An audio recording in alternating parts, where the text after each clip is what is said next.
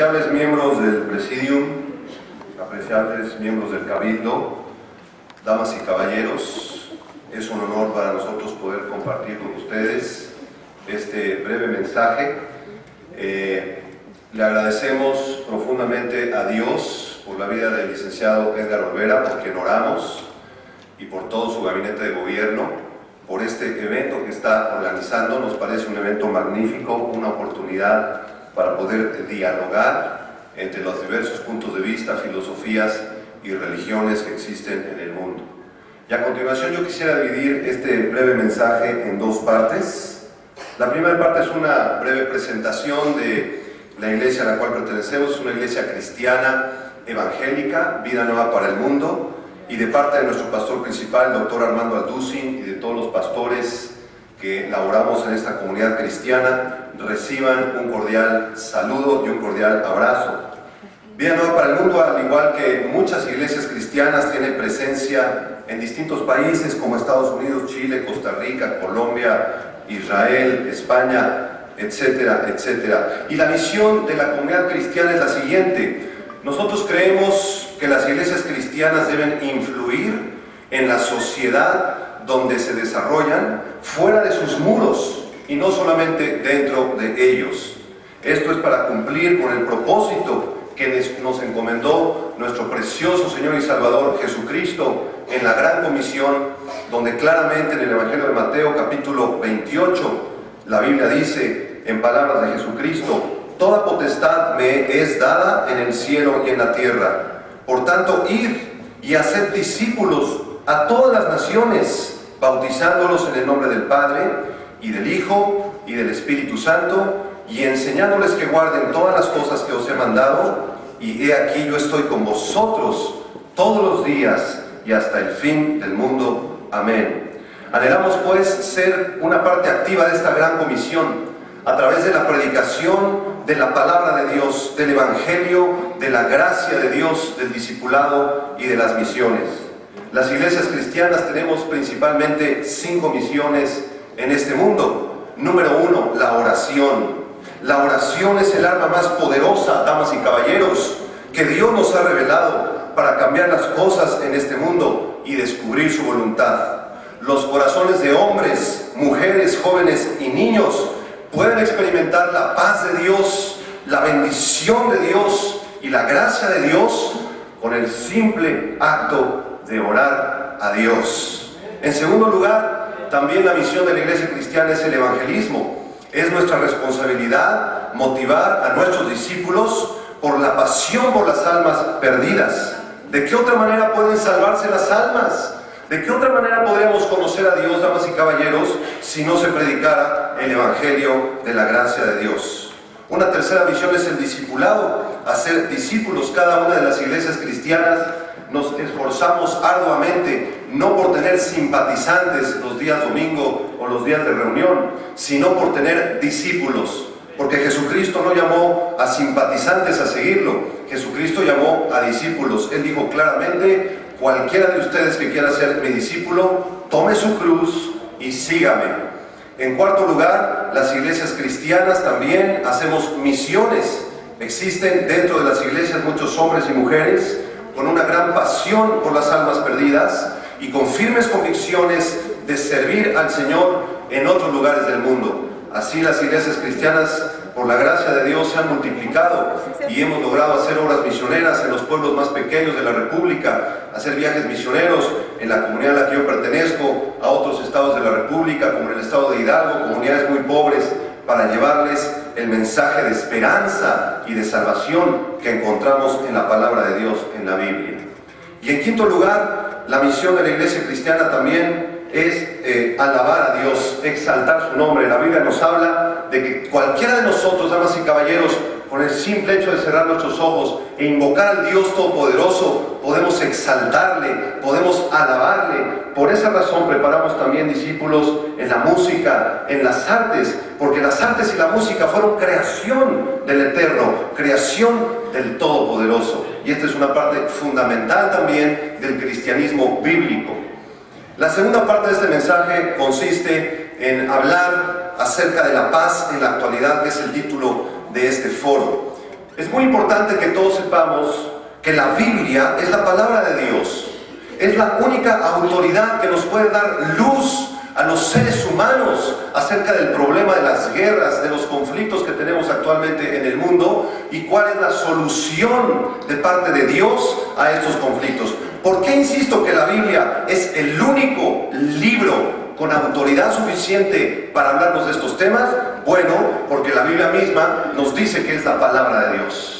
La Biblia fue escrita por hombres inspirados por el Espíritu Santo y es el soplo divino. La Biblia, toda la palabra es inspirada por Dios. Y esto está demostrado, damas y caballeros, a diferencia de muchos otros libros sagrados, los cuales respetamos profundamente y apreciamos. ¿Por qué razón? Bueno, porque la Biblia contiene cientos de profecías a lo largo de más de 4.500 años de historia que se han cumplido al pie de la letra, damas y caballeros. Este es un libro maravilloso y además contiene profecías que están a punto de cumplirse. Una de las profecías más maravillosas que se cumplieron en el profeta Isaías, Yeshayahu, o en el profeta Jeremías, fue precisamente el regreso de la nación de Israel, a quien bendecimos y amamos. A toda la comunidad judía de México y del mundo les bendecimos, porque la Biblia profetizó que un día regresarían a su tierra para recibir al Mesías, a Yeshua HaMashiach, y esta profecía se cumplió claramente en mayo de 1948, después de la Segunda Guerra Mundial, cuando la comunidad judía del mundo volvió a reunirse en la santa tierra de Israel. La Biblia pues nos revela que el problema de las guerras en el corazón del hombre, del mundo, es nuestro orgullo. En el libro de Santiago, capítulo 4, que se encuentra en el Nuevo Testamento, dice así, voy a leer una versión moderna. Dice, ¿saben por qué hay guerras y pleitos entre ustedes? Pues porque no saben dominar su egoísmo y su maldad. Son tan envidiosos que quisieran tenerlo todo, y cuando no lo pueden conseguir, son capaces de pelear, de matar y de promover la guerra. Pero ni aún así pueden conseguir lo que ustedes quieren. Ustedes no lo tienen porque no se lo piden a Dios. La Biblia nos revela que el problema de las guerras está en nuestro propio corazón, que somos una raza caída, una raza que está separada de Dios, que no buscamos de Dios. La Biblia dice, no hay justo ni aun uno, no hay quien busque a Dios, todos se han desviado, la paga del pecado es la muerte. Pero la Biblia también nos ofrece la solución a este terrible problema. Y la solución es la siguiente: la única forma de que el ser humano pueda gozar de verdadera paz es reconciliándose con su Creador, reconciliándose con el Dios Todopoderoso. No hay otra manera de lograrlo, no hay otra manera de tenerlo más que nos reconciliemos con Dios. La Biblia dice que estamos separados de Dios, damas y caballeros, que todos nacimos en esta condición de pecado desde que nuestros primeros padres, en el Génesis capítulo 13, describe la caída de la humanidad. Y la Biblia nos dice que fue por el pecado que estamos separados de Dios. La palabra pecado es una palabra muy fuerte. Yo he hablado de esto con muchos amigos, ¿verdad?, de otras religiones, y cuando yo menciono esta palabra pecado, se asustan, dicen, no me hables de eso, no me hables de eso, háblame de la paz de Dios, del amor de Dios, no me hables del pecado. Pero la definición del pecado es muy sencilla. En el original griego la palabra pecado es la palabra amartia, y significa simplemente errar en el blanco. Imaginemos un arquero que tiene una flecha y tiene que dar exactamente en el blanco. Pero ese arquero se ha equivocado, ese arquero ha errado en el blanco, la flecha ha salido disparada hacia otro lado. Esa flecha, damas y caballeros, representa nuestra propia vida. Tu vida tiene un propósito. Tú no naciste por casualidad ni por accidente. No venimos de los animales, no venimos de los simios. Somos creación de Dios. Fuimos creados a la imagen y semejanza de Dios. Y por esa razón todos tenemos un propósito en esta vida. No estamos aquí por accidente, por obra de la casualidad. Dios, el Eterno, Adonai, nos creó y nos formó del polvo de la tierra. El problema es que hemos errado en el blanco. Y esto lo vemos desde que somos niños, desde los infantes, cuando ponemos a dos pequeñitos, ¿verdad?, de 2 o 3 años con un mismo juguete, y comienzan, ¿verdad?, a pelearse por el juguete y no se lo quiere compartir al hermanito, porque en nuestro corazón, desde recién nacidos, tenemos esta infección espiritual que se llama pecado. Y la única forma de poder resolver el problema del pecado, damas y caballeros, es reconciliándonos con Dios, repito. El apóstol Pablo escribió en la segunda a los Corintios capítulo 5, así que somos embajadores en nombre de Jesucristo, como si Dios rogase por medio de nosotros. Os rogamos en nombre de Cristo, reconciliados con Dios. Reconcíliate esta noche con tu Dios, porque de tal manera amó Dios al mundo, y de tal manera Dios te ama, que ha dado a su Hijo unigénito, para que todo aquel que en él cree no se pierda, mas tenga vida eterna.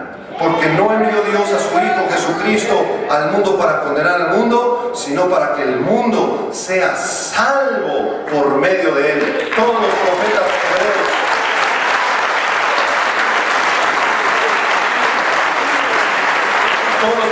hebreos, desde el libro del Génesis, el gran Moshe, el gran Moisés que escribió el Pentateuco, pasando, ¿verdad?, por el libro de Josué, los profetas menores, los profetas mayores, el profeta Isaías, Jeremías, Ezequiel, sobre todo el profeta Isaías en el capítulo 52 de la bendita Torá. En el capítulo 53 de la bendita Torá se refirió al Mesías. Dijo que en el futuro vendría el Hijo de Dios, Dios mismo en la carne. Y dijo el profeta que sería llamado admirable, consejero, Dios fuerte, Padre eterno, príncipe de paz. ¿Por qué razón vino Jesucristo al mundo, damas y caballeros?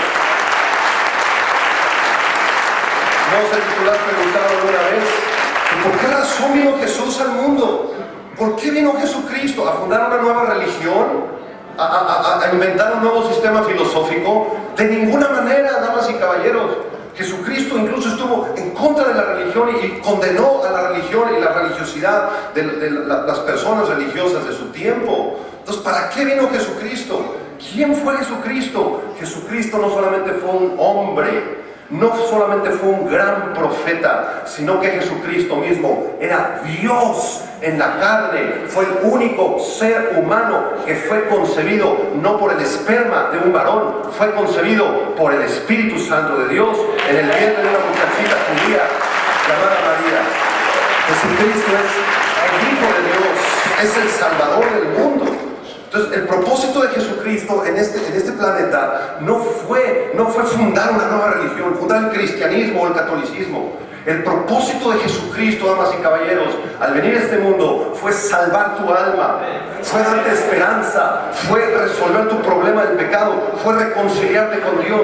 Dios es absolutamente santo, Dios es justo y Dios demanda de ti y de mí una vida perfecta en santidad, una vida sin pecado, una vida extraordinaria en santidad. Y esto es imposible, porque todos somos pecadores, ¿no es verdad? O alguien podría levantar la mano esta tarde y decir, yo no soy pecador, pastor, yo nunca he pecado. Pues qué mentira tan grande, porque todos tenemos orgullo, tenemos egoísmo, ¿verdad? Y el pecado mora en nosotros. Entonces era imposible que nosotros llegáramos a Dios por nuestros esfuerzos, por nuestras habilidades humanas o por nuestras buenas obras. Por esa razón Jesucristo murió en la cruz del Calvario por ti. Y en esa cruz la ira de Dios que tú y yo merecíamos y la paga por el castigo, por el pecado que tú y yo merecíamos, fue descargada en el cuerpo de Jesucristo. Por eso Jesucristo terminó destrozado en la cruz, damas y caballeros. Terminó destrozado como un guiñapo humano, desnudo, golpeado, lacerado en su espalda. Los látigos romanos le daban vueltas a su espalda y a su pecho y desgarraron la piel y lo dejaron expuesto en sus órganos internos. Derramó su sangre para salvarte.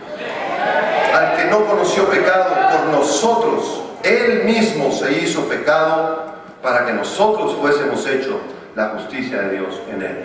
Termino con esto. Termino con esta aclaración. Damos la gloria al Señor. Termino con esta aclaración con gran respeto para mis colegas que están aquí al frente, a quienes respeto y amamos profundamente y compartimos mucho lo que ustedes dijeron en este podio. Pero termino con esta reflexión. El cristianismo, creer en Jesucristo, no es una religión, damas y caballeros. No es ninguna religión. ¿Por qué razón? Porque ninguna religión que tú puedas mencionarme en esta tarde, ninguna puede salvar el alma humana.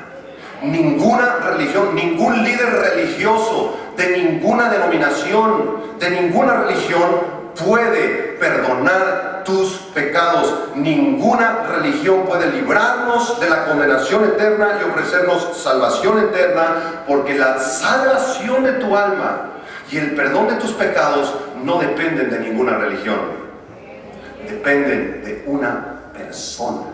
Es muy diferente esto. Hay que tener muy claro esto. La salvación de nuestra alma, no importa la religión que tú tengas, no importa el color que tú tengas, no hay judío ni griego, nos lo dijo nuestro colega, ya no hay judío ni griego para Cristo, no importa la nacionalidad que tengas, no importa los pecados que tú hayas hecho, pero tu salvación y el perdón de tus pecados dependen de una persona, de Jesucristo, el Hijo de Dios. Y si tú crees en Jesucristo, tú tienes vida eterna. Y si tú te entregas a Jesucristo, tú tienes vida eterna. El apóstol Pablo, en su magnífica carta a los Efesios, capítulo 2, versículo 8, escribió estas palabras. En Efesios capítulo 2, verso 8, dice: porque por gracia sois salvos por medio de la fe, no por obras, para que nadie se gloríe. Tú no te vas a ganar el cielo portándote bien, porque el ladrón en la cruz no se portó muy bien, ¿verdad? Y fue salvo en los últimos instantes de su vida. La salvación es por obras. Aunque tú fundes, ¿verdad?, asilos de ancianos y vayas a hacer obras misioneras y, ¿verdad?, seas un buen chico, una buena mujer, la salvación no es por obras, la salvación es por la gracia de Dios, es gratuita y tú la consigues por medio de la fe. Cuando tú simplemente con todo tu corazón le dices: Señor Jesús, reconozco que soy un pecador, un miserable, que mi corazón está en guerra, que mi familia está destrozada, te necesito, Señor, sálvame. Yo creo que moriste por mí en la cruz y que resucitaste. El apóstol Juan, para terminar, dice estas palabras en su primera carta, capítulo 5: Dios nos ha dado la vida eterna y esta vida está en su Hijo, Jesucristo. El que tiene al Hijo tiene la vida, el que no tiene al Hijo de Dios no tiene la vida eterna. Jesucristo dijo: mi paz os dejo, mi paz os doy, no como el mundo la da. El Señor Jesucristo se le llama en el libro del profeta Yeshayahu, capítulo número 9, el príncipe de la paz, el príncipe de Shalom. Entonces, si tú quieres tener paz esta noche, si tú realmente quieres tener paz con tu esposa, con tus hijos, que vivamos en comunidades en paz, ¿verdad?, tú debes entregarle en esta noche tu vida a Jesucristo. Ese es el bendito mensaje del Evangelio. Y terminamos con la bendición sacerdotal del libro de los Números, en el capítulo 6. Si tú me permites, damas y caballeros, bendecir tu vida. Que el Señor te bendiga y te guarde. Que el Señor haga resplandecer su rostro sobre ti y tenga de ti misericordia. Que el Señor alce sobre ti su rostro y ponga en ti Shalom. Y ustedes pondrán mi nombre sobre los hijos de Israel y yo los bendeciré, dice el Señor Dios Todopoderoso. Muchas gracias por escuchar.